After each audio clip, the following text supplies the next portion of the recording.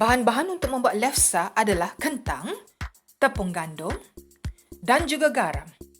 Läfsa ini adalah resepi roti dari negara Norway, ya. Kita rebuskan kentang terlebih dahulu.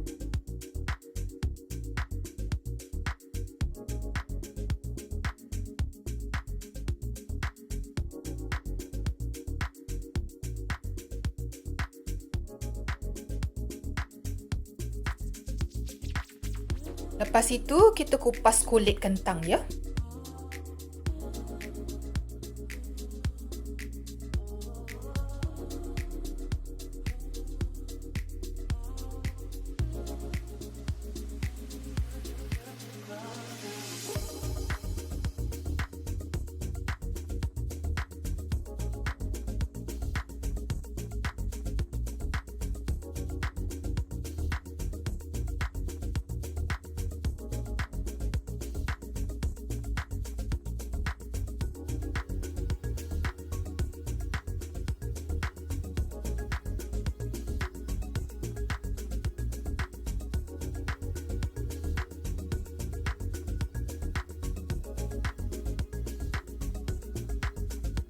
Hancurkan ke semua kentang tersebut, ya.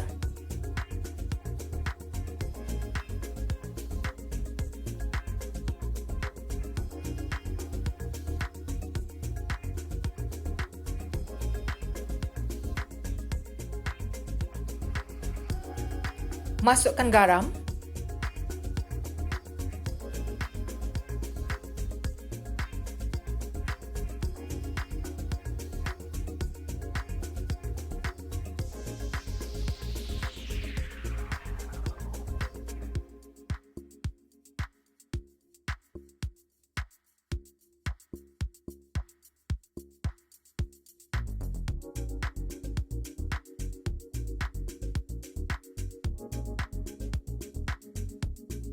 Masukkan tepung sedikit demi sedikit.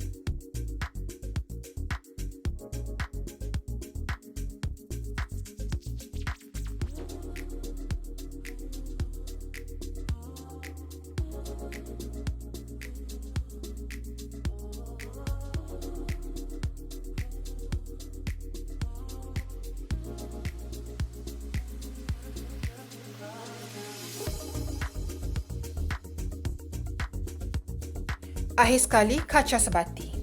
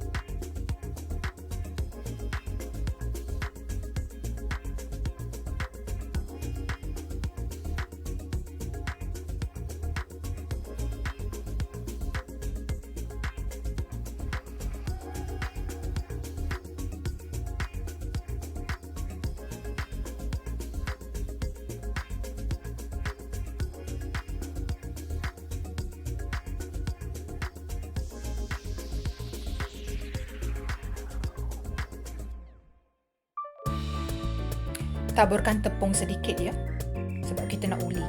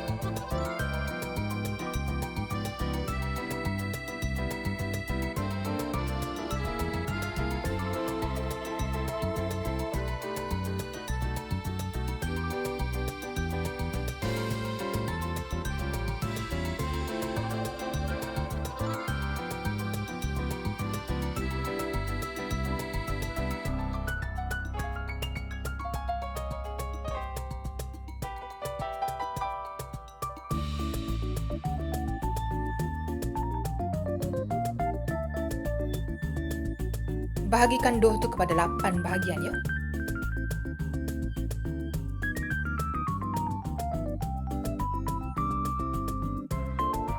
Lenyekkan dough tersebut dan lepas itu kita uli.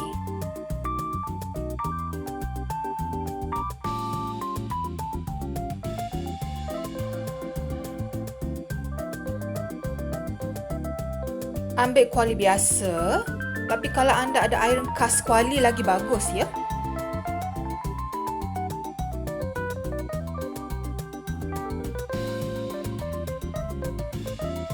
Kalau roti tu menggelembung, you cucuk je lah dengan garpu.